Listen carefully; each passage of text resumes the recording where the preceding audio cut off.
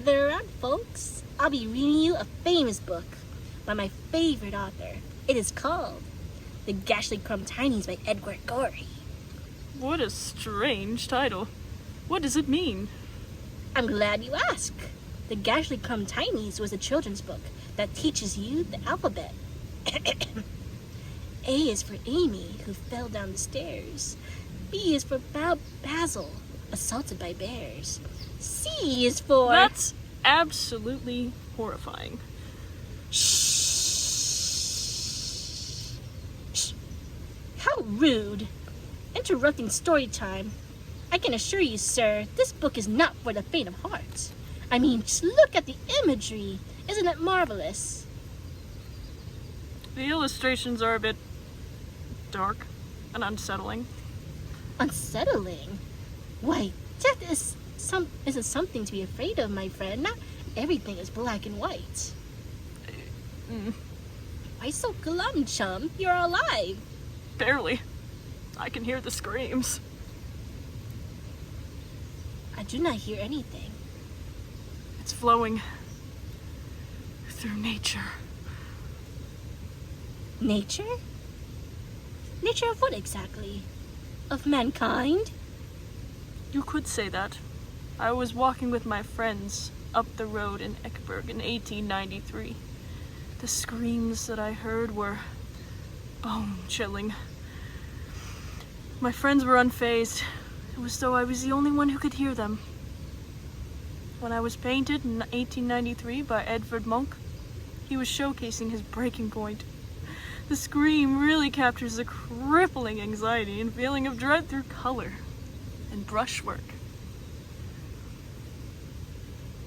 I do enjoy these 19th century cautionary tales. The book by Edvard Gorey illustrates the untimely deaths of these children in alphabetical order to show the innocence of childhood behind closed doors.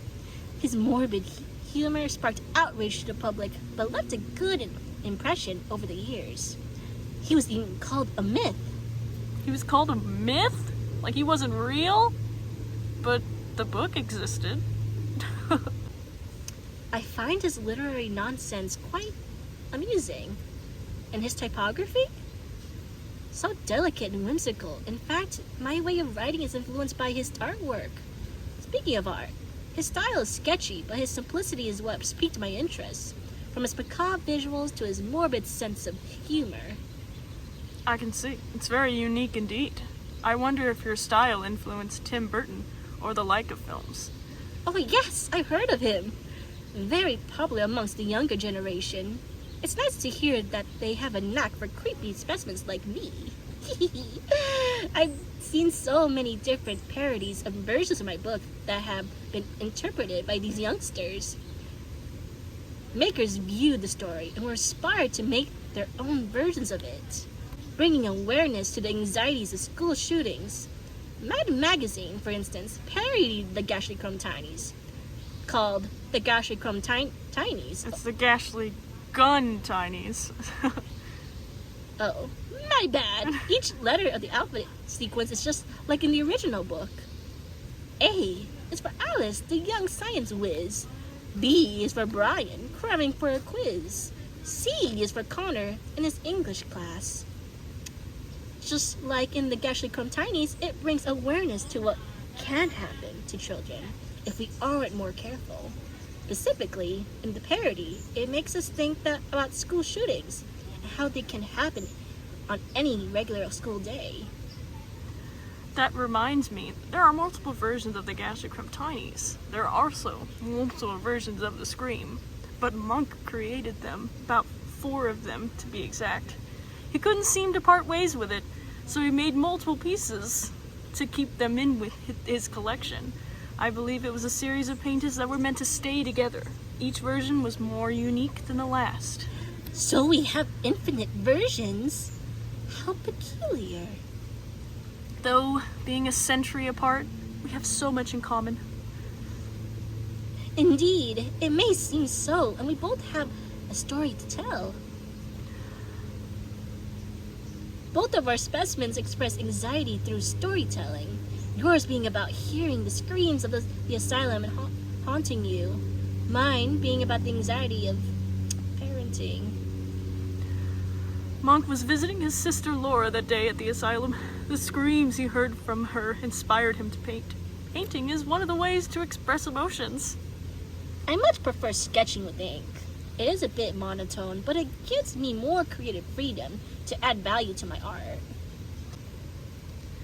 Limiting what mediums you can use can make you think more creatively. Monk used limited mediums like cardboard and cheap paints for the time.